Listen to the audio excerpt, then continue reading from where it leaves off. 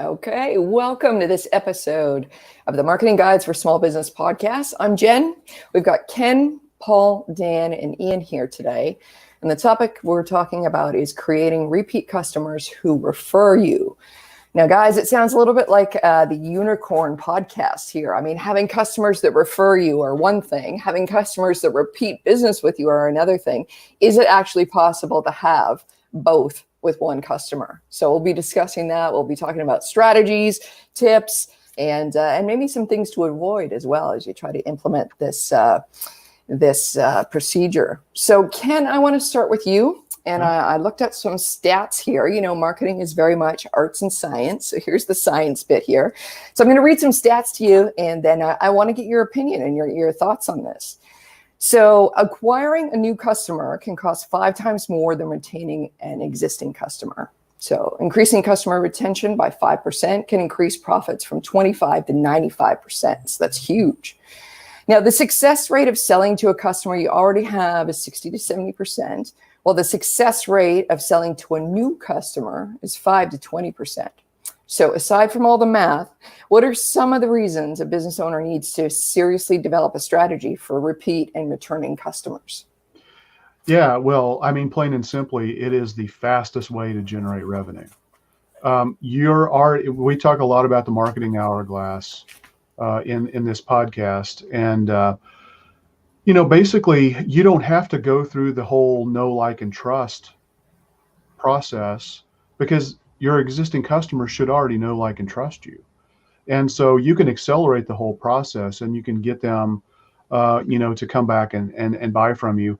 I'll never forget when I went to the Twitter conference in Los Angeles in 2008, Tony Robbins spoke to really wrap up the conference. And I'm not a big Tony Robbins kind of person. I usually don't get too excited about stuff like that.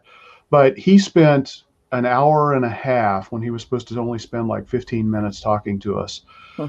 And one of the things he said, I will never, ever, ever forget. And that is, if you can get your existing customers to buy 10% more from you, to get them to buy 10% more frequently from you, and then get 10% new customers, you will absolutely transform your business. You will see exponential growth. And, so it's easy for us to get in, I think, from a marketer perspective or for a salesperson's perspective, it's kind of the challenge of the acquisition, right? I mean, we kind of get seduced into winning that new piece of business with that new customer. Don't fall for it. I mean, you still need to have that as a good, healthy leg of your growth strategy. But if you can get your existing customers to come back and buy more often from you and even increase, what they're buying from you, incrementally, you're gonna do extremely well. Obviously, for certain businesses, there's this idea of churn, and so again, you're going to talk radically about different business models from brick and mortar businesses, restaurants, gyms, boutiques, places like that, versus, professional services where maybe something is $10,000 or $20,000 transaction or more, or then you look at home services where, you're only going to need a roof, hopefully once every 30 years, weather, cooperating. Mm-hmm. So how do you, as a roofer, how do you get repeat customers? Well, that's where you don't just think about your customer as buying that transaction. I mean, you need to look at them as how can you turn them into referral sources so that they are helping you to generate more revenue, because again, they're going to accelerate through that know, like, and trust when they provide a strong recommendation to you, to your friends and family. So it's not always just getting, existing clients or customers to buy. It's how do you get them to refer you, especially when you don't have a model where they're going to be likely to come back and buy very often from you. Then you've got to get the referral process kicked up. Yeah, absolutely. Well, Dan, it's one thing to hope and pray your customers do some repeat business with you, but instead of hoping and praying, what kind of things can we do to make sure that they do repeat business with us? Well, first of all, show your face sometimes would be great. That would be fantastic. Because truly, I think I have seen, at the risk of seeming old fashioned about it, I do think you always got to have that FaceTime with the customer. And I think I love technology as much as anyone, but I think too often we get in this trap of, I put it on teamwork and I texted them, and then I, every now and then sent them a status report with all our analytics. Why are they not interested in, doing new stuff with me? Well, because you're a freaking robot. That's why. Because there's no humanity in any of that. So we fall in love with our own reports and things like that, but there's no communication in that. And they want you. And I think that's a thing that, I have certainly gotten in the car when I didn't have to and go driving out to wherever. But it was worth it every time when I needed to do that. And so I do think, for one thing, if you want to strengthen the relationship, and I have to follow this advice myself all the time, and better, is to basically use these tools like Zoom if you can't be physically with them, or Zoom or physically with them, or phone. Is really, I think you must do one of those three. We got in a vigorous discussion, as we often do, at one of our annual summits, and one of the people said, well, I text them because they're comfortable with that and whatever. I'm like, no.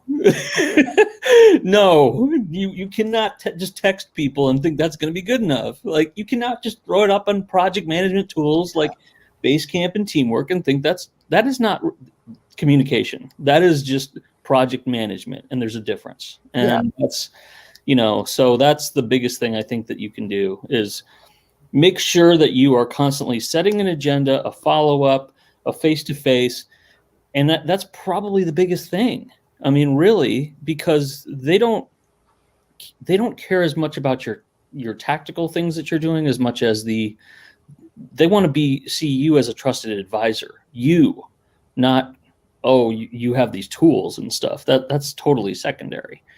And then the only other thing I would say is you constantly want to be educating and giving them some new things that enlighten them, even whether or not you are going to do that for them. I think it's always good for you to bring ideas to the table. The one thing that I've always heard, particularly when I was working in advertising agencies for other people, was, we had to go with someone else. It wasn't that they were bad. It's just all they did was do what we told them to do. They never came to the table with new ideas, ever. And I think we're all guilty of falling into that order taker hat. They need this is hot, and you're always going to have that. But I think you always do a service to yourself by bringing forth anything new that you have learned, tools and whatnot, processes, anything like that, and not shiny objects, mind you. That's not what I'm talking about, but things that you feel could be worthwhile for them to know, or even a relevant article that you come across for their industry. Those are all things that show that you care enough about their business and not just your own bottom line. Yeah, I mean, I want to elaborate on that too, because I think, Dan, what you're talking about is very much geared towards somebody who's working on a retainer and a long-term type project basis. But, if you're a brick and mortar, you've got to give people a reason to keep coming back in.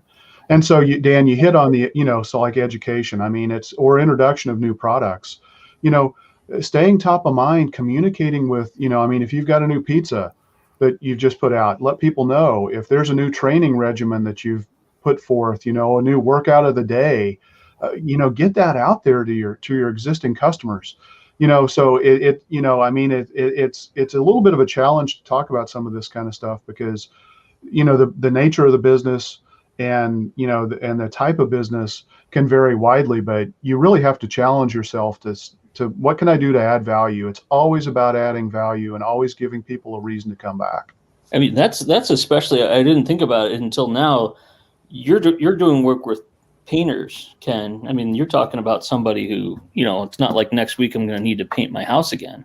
Exactly. So, I imagine that's quite a gap there where you've got to fill with, not just reminding them, but giving them anything to remind them about the value.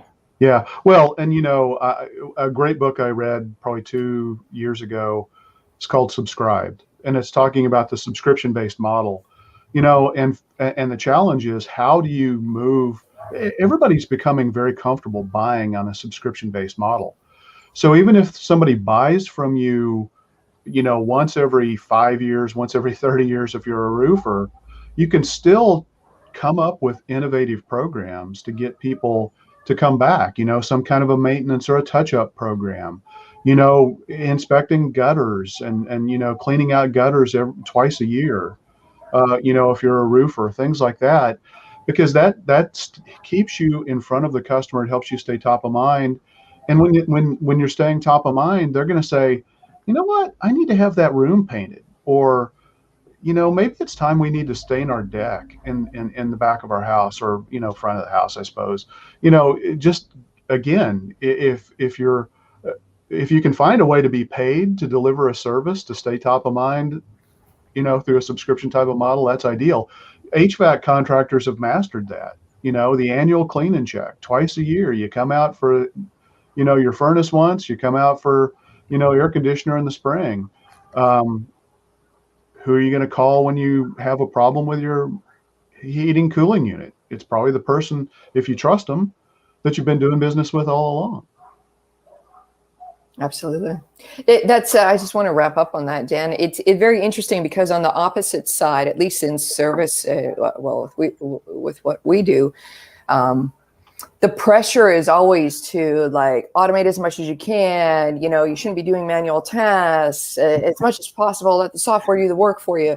And, slowing down to make that phone call or that Zoom call or that, touch point is, it's so important. And it's so counterintuitive to what we're kind of pushed to do, Yeah. I mean, I think we were just talking about it recently, is that, the trick, I think, is always going to be, how do I make this personal and how do I scale at the same time? That's always been sort of the magic thing there.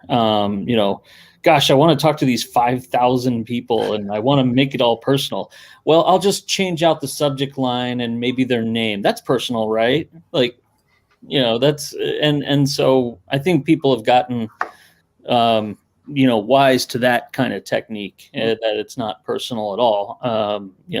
It's just kind of, So I think if you're really going to, crack that code, the only way to do it, not the only way, but a pretty good way is to get a lot more selective and drill down on, how you're going to talk to people in a limited circle and really get to know their problems. And frankly, I think even with your existing customers that you're trying to get repeat business from, that's, I've never seen anybody do any ongoing stuff to their customers on a regular basis outside of the scope of what they're asked to do.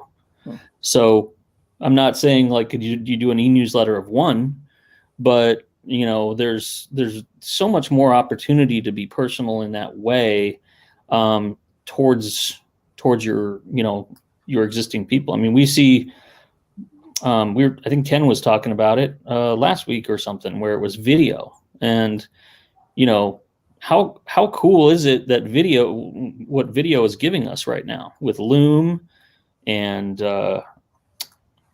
Bonjoro and a few others, BombBomb and some of those, that really allow us to just get so personal and so quick. You can just kind of be like, hey, got this new program, or I thought you just want to know about it. Here it is. I'm taking you through you're in and you're out, and it's 1 minute and you're done.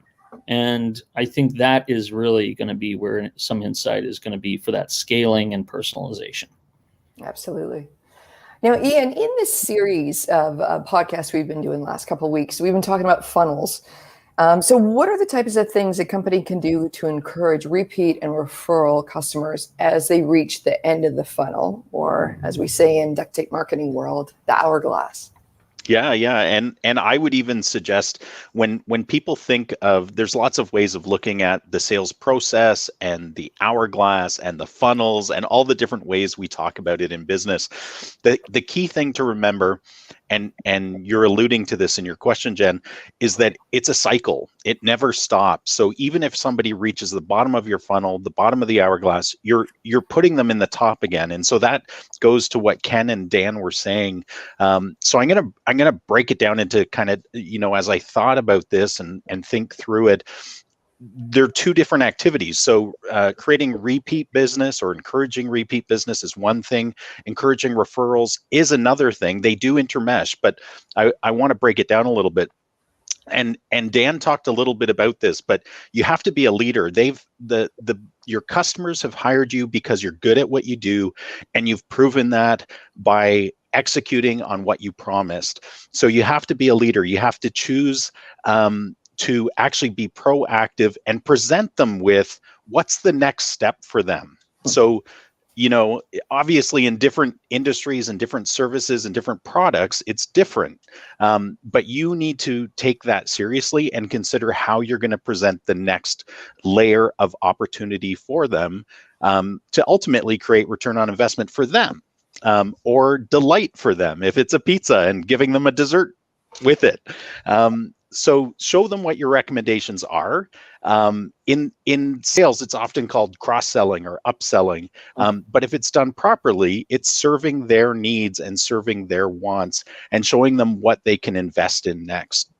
So presenting them with offers, presenting them, I loved what Dan said about education. It's your job to educate them and present them with what's the next service offering, or even reminding them of the catalog of products that you have. It's amazing, and I've fallen into this as well. It's amazing to think how businesses think our customers know everything we offer, whether it's products or services, regardless of the industry you're in. They don't. They know what they bought last. They might know some other things that surround that, but it's up to you to present that to them. The additional thought on that too is that your customer does not live in a you vacuum. And I've fallen into this. In fact, I lost a great customer because of this, because I was constantly presenting them with the results we were giving them. But I also forgot that my competitors in that arena were constantly bombarding them with sales and opportunities and offers and education. And so they do not live in a you vacuum. They are being bombarded, and it's a disservice to your own business and to them, because they have chosen you initially not to present them with what you offer them. I just wanted to also mention a couple things about referrals. So you have to ask for referrals. Don't be shy. I'm a pretty low-key kind of guy. That's how I got into business, and I thought it was wrong to ask for referrals. I thought, oh, my results will be enough that they'll just feel compelled to give me a referral, to do a Google review, to present a video of, Ian's awesome. I love what he did for me. The world needs to know. Sometimes your customers might be trying to keep you as a secret because you're so good, but you need to ask. You need to proactively ask them for reviews, for video testimonials. Some ideas, like in the B2B world, ask them how you can refer to them business. They will love that, and it opens up the topic. In the B2C world, equip them with how to refer to you. Tell them, these are my ideal customers. Here's a doesn't work right now with COVID, but here's a business card with an offer that's for a referral for you, or create a referral incentive program or a contest where if they refer, they get something back. But communicate. It's a relationship, like what Dan was saying. That was a long answer. It was a long answer. That's okay. I got excited there. Yeah, I was like, you're not too shy to get into business. Come on. Paul, I want to turn the tables here a little bit. So we've been talking so far about how positive it is to encourage repeat customers, but is it ever okay to choose not to encourage an existing customer to keep doing business with you? Yes. Oh, you want me to expand on that? I would love you to expand on that. That's it. Yep. He wanted to offset Ian there. That's right. Good balance, eh? Sorry, I used up your words, Paul. Well, you know, one example I can think of is if there's a change in direction. Let's say, I don't know if it's the best example. Let's say that you're a paving company and you decide that you're not going to mess with concrete anymore, even though maybe it's a little more profitable up front, but asphalt has a higher profit or has more profit in the long run because it requires more maintenance. So you decide you're not going to do concrete anymore, and you have a group of customers that you've done a lot of concrete paving for. You're probably not going to do any more work for them. Every business owner has had the nightmare client, the high maintenance client, that they're never happy. No matter what you do, they're never going to be happy. They nickel and dime you to death. So you probably wouldn't want to encourage repeat business for them. But it's rare. But yes, I would say it can happen. Hopefully it's not the norm, but it certainly can happen. Mm-hmm. And in that case, you would recommend that company not take on any more of the concrete business just because it's not going to fit with their new business model, right? They're having a shift, and they really have to stay true to that if that makes sense for their business. Is that exactly? Yeah, great, good. Ken, I want to flip over to referring, but referring as a business owner. So what are your thoughts on the business owner doing referrals based on, let's say, either suppliers they're working with or, really star freelancers, contractors, that type of thing? And just on that, what would you say to someone who would say, I have these great suppliers, I'd love to refer them, but they're also my best kept secret. So I'd rather nobody really know about these guys. What would you say in those kind of scenarios? Well, I think, put yourself in their shoes. Do they want to be referred? And can you give them enough business to keep them happy? If you can, then maybe it's just a moot point, really. But I think as business owners, I think we all want other businesses to refer us. And so make it as easy as possible. It's kind of like we run into this all the time as online marketers, where people are like, but I don't want to tell people, what I do for my business, because then my competitors are going to be able to see it. And it's like, okay, well then nobody else is going to be able to see it either. So, that's kind of the same principle in my mind. We talk about in duct tape, creating the perfect introduction in reverse, where you can actually, hand a document over to your trusted partners, your suppliers, your contractors, the other folks you work with, the other networking folks in like a BNI chapter or a chamber, and give them this document and say, fill it out because I want to be able to refer you. And when you do that, they're probably going to reciprocate. And likewise, you will want to fill out one of these documents that just talks about, here's who my ideal customer is, here's how you can refer me, here are the kinds of things we do. Just really, it's an educational document, but and I think you formalize the process. The other thing is, some businesses are much more aligned with a referral marketing strategy. And so, if you're expecting to get referrals, I think you'd better be prepared to give referrals. You may not be able to give them in the same volume, but yeah, I mean, it's crazy. You should work hard to refer those good businesses that you're doing business with. You're going to ask people to go do it by asking them to write an online review, about your business, or about their business. It's really the same thing. So yeah, I think it's a big deal to refer your partners. that's the truth. I mean, that perfect introduction, Ken, is I think you got to make it so simple for them to the point of where I think, frankly, sometimes I even record them on video. I'm just going to get this down and I'm going to transcribe it because, it's not like they don't want to do it. It's just, life happens and it's like, well, I got to do that for Dan. But you're just like, you know what? I want to help you, and I'm going to get this down like in the next 15 minutes about these 4 questions. And I'm going to strip out the questions and then actually create a perfect introduction off of it. And then I'll put it in front of you. But they're so grateful when you do that, when you're doing it for them, that they're just like, oh, this is great. Nobody's ever done this. And vice versa. If you do that for yourself and say, copy and paste this in there when you want to introduce me, hint, hint, then I think you've made it so easy, to your point, because it's like, otherwise some of those introductions really, let's face it, they kind of suck. Like they're kind of like, Jen does marketing, Ian does construction. I thought you guys would get together. Yes. You should really, I think you guys will like each other. Good luck. Happy networking. Like, what is happening right now? Like, so like we get those all the time. Make it easy for them.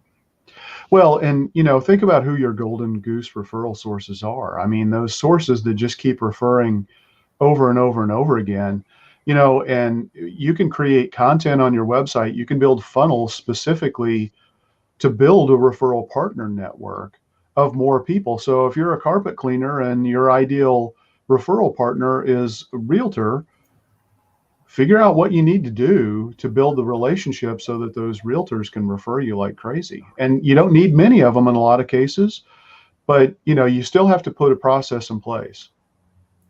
One of the things when I heard you guys talking about this, it reminded me. I'm part of a BNI chapter, and one of the things I've learned through that process, if I won't go into what BNI is if you don't know about it, but it's a referral network, and one of the things I learned was to be specific. And one of the best examples that I saw of this was it was a promo clothing provider who wanted an introduction to a specific manufacturer. And so they were able to say to these, 30 to 40 people, does anybody know, and this is broad because it's in a group environment, but does anybody know someone at this business? And would you be interesting to make an introduction for me, which is a referral? And so I just thought that was brilliant. And that's another way we can do it, as if we have a small number of clients and if we have a small number of targets, we can say, to those clients, obviously over a phone call or a Zoom is better than through email, but hey, do you happen to know anybody at this business? Because they would be a fantastic referral for me. Yeah, that's really, that is good. the best way. I think if you actually say, even if this is maybe too over the top for some, but if you go, hey, Ian, I know you're connected to so-and-so, would you be willing to make an introduction? I mean, you really can, even in a group setting, you can do that. I think even at a BNI or anything like that, where it's that time and you have that ask period. I don't think there's anything wrong with saying, let me know later on if that's a person I can talk to. Or just socially put them in the spot right there, and they can't say no. They get super uncomfortable. Yeah, definitely. Well, and Ian, I know you've built referral funnels very successfully. I mean, we all work on those, and so don't forget about. I mean, there is a time and a place to do marketing automation, and if nothing else, use the marketing automation to remind you or other key people in your business that they need to be asking for things. They need to communicate. It trigger certain activities. You can at least automate that process so that you can incorporate that human touch. Mm-hmm. Well, this sounds all so positive, guys. But Dan, is there ever a time where? Wait a minute. Why are you asking? Well, because I'm about to be a negative person. No, we're gonna introduce a dose of reality here. Is what This we're gonna sounds do. good, but now let's talk to you. Okay, so we all made fun of putting someone on the spot, but in all seriousness, are there some times where it would be either too early or not appropriate to ask for referrals? Yes, I think it's way too early. I mean, just look at LinkedIn. Go on LinkedIn right now. That's a perfect example of a too early refer. Like, I've really had this experience. Like, not only connecting and then pitching. We've talked about how bad that is. I have had a thing where I said no, I'm not a fit, and then that person in the same message just turned around and was like, "Do you know anybody else anyway?" I'm like, "No, like here's a stranger." Like and so I think you really kind of have to have that proof point in we all know that point in our relationships with somebody after a certain point in time, whether that's a customer or a strategic partner. I don't see that happening really after you've had some significant touches with them. I don't think you can walk into a room and trade some business cards and suddenly maybe you can do it after a one-on-one, but even that it's a hard thing to do. The one time I will say this much. I am not the person who I will never be a person who just says give and give and give and give, and the world will give back to me. And I don't do that. So I do think you can do it as soon as the first one-on-one with somebody if it's a prospective situation. And I think you can do it as soon as in a customer situation, the first kind of win that you had with them. Anything before that point is kind of inappropriate. Like, because you don't know them that well and you're kind of putting them on the spot, but I do think as soon as the first one-on-one, again, let's just pretend it's a prospect or someone who could be a strategic partner. Most people will be like, well, I'm a giver. And if you know me, then whatever you give, I'll just give and give to you. And I'm just like, yeah, no, because I'm going to give you like 15 and then you're going to give me 1 or something. Like, no, it's got to be a fair swap of I'll give you 1, you give me 1. And I am not opposed to doing that in the first one-on-one. So as long as you are doing it and you're not doing something where it's like, hey, Jen, great to be connected to you on LinkedIn. Do you know anybody who in your circle who needs me? Like, what? Do you actually go up to people at a party and start talking like that? Like, then probably you don't want to go all in like that. That's fair. That's fair. Yeah. Good. See, that wasn't too negative. You're doing all right. Whatever. You're doing all right. Come after me, Optimus. So, Ian, you have a whole process here. It sounds like you're really comfortable asking for referrals and whatnot, and you do great work. What happens in a situation where you've done some great work for a customer? They're going to re-up with you, right? Resubscribe, sign on for another year. You ask them for a referral and they say no. What do you do? Well, first, I find my punching bag and I scream into my pillow. No, I don't think I could ever see you doing any of that. All I would say, I wasn't even going to go down that route, but setting aside the joke, you have to handle your emotions, right? Mm-hmm. Obviously, as a business owner who gives their all, assuming that we all do that, you have to handle your emotions and you have to be a little bit less sensitive about it. And I would suggest this is, we're consultants on this podcast, but not everybody is a consultant. So not everybody thinks or is trained to kind of consult with people. But this is where, as a business owner, you really have to become a consultant and ask them, and it has to be in a verbal or a visual way. It can't be through email very easily, but you have to get on the phone, you have to get on a Zoom call, something like that, or in person when we can get back in person. And it's, ask them why. Why won't you give me a referral? Sometimes we feel uncomfortable doing that, but it's a fair question. If you're delivering a fantastic service or product and they're delighted with it, which it sounds like in this scenario, then it's a fair question to ask why. And also to even go a little bit further if you're kind of hitting a roadblock and saying, well, what would it take what would I have to do in order to get a referral from you? Yeah, because I think it's also fair to we all usually explain this in some way, or some of us just imply it, that every business has a portion of their business built on word of mouth. And so all of us as business owners know that. It's fair to remind people of that it's part of your entire sales process that your customers give referral. I would also add to that that I wouldn't press them.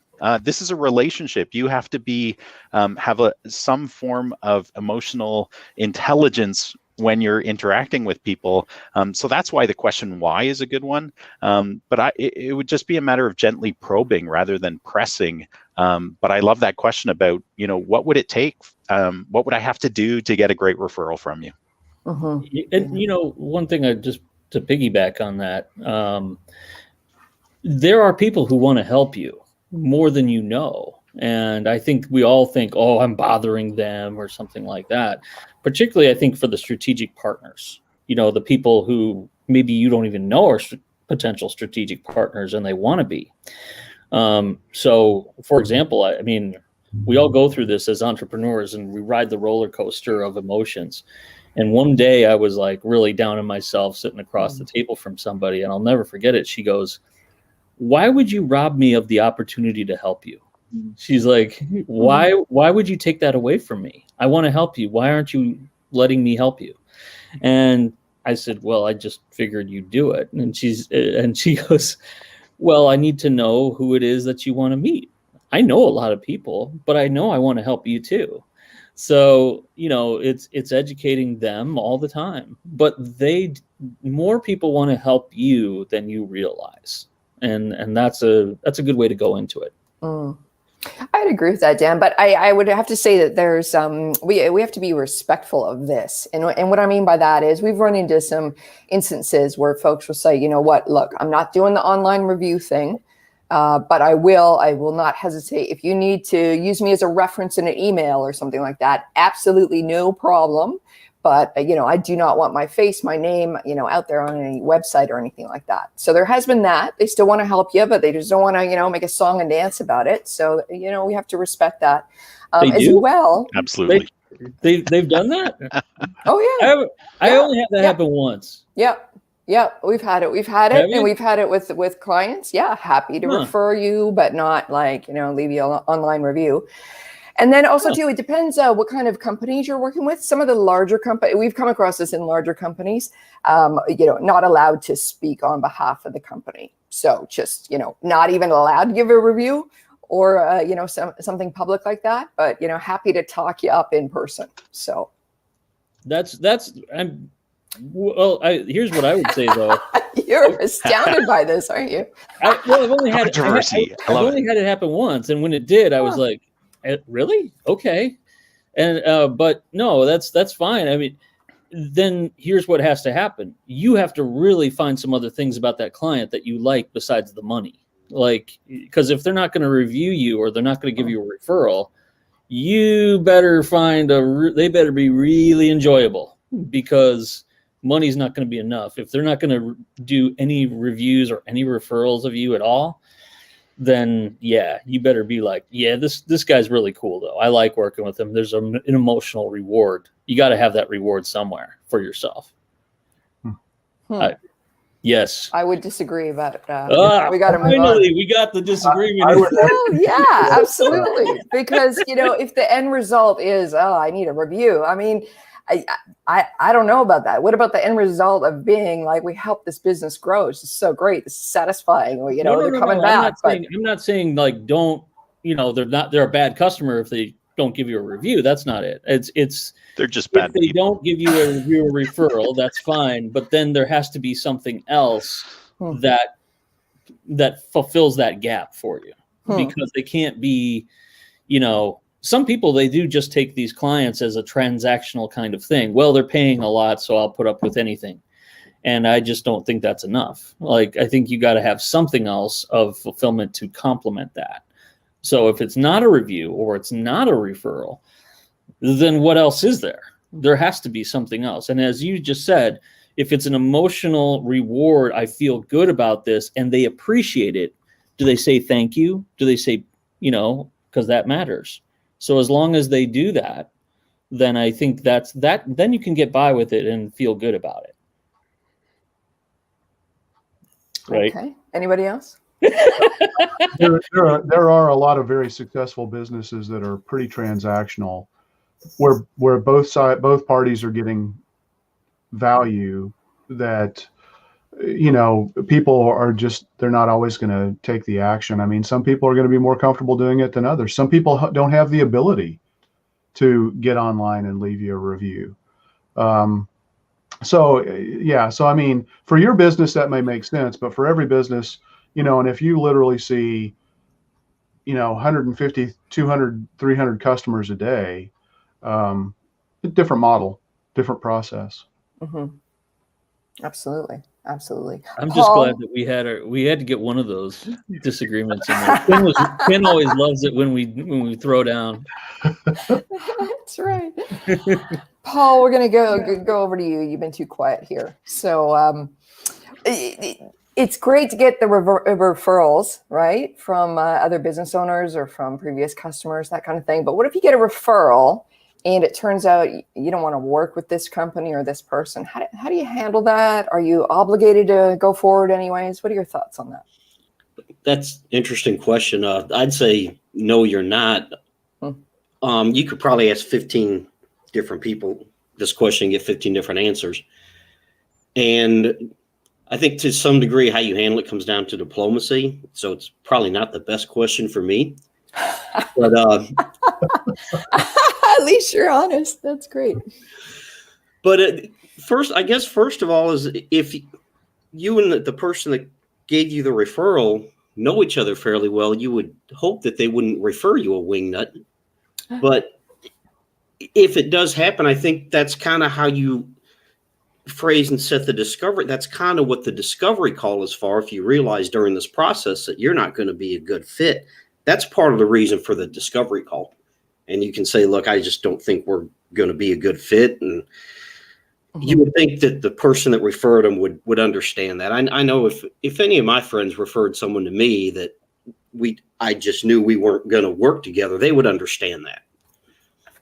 So it's the short and sweet answer as far as that go. But yeah, I would say no, you're not obligated to, because ultimately you have to do what's best for your business as well. And if you and this other person aren't going to work well together, then no one's going to benefit in that relationship. Fair enough. Absolutely. Yeah. Well, I mean, in real life, you only have to be set up by your friends to realize, like, I don't think you know me. Like, why did you send this person my way? So it happens in business too. So it does. Good. Yep. Well, guys, we've gone a long time today. This is probably a good place to wrap up. Thank you for guiding our listeners on this important topic, creating repeat customers who refer you. And we'll see y'all next week. See you. See you. Bye-bye.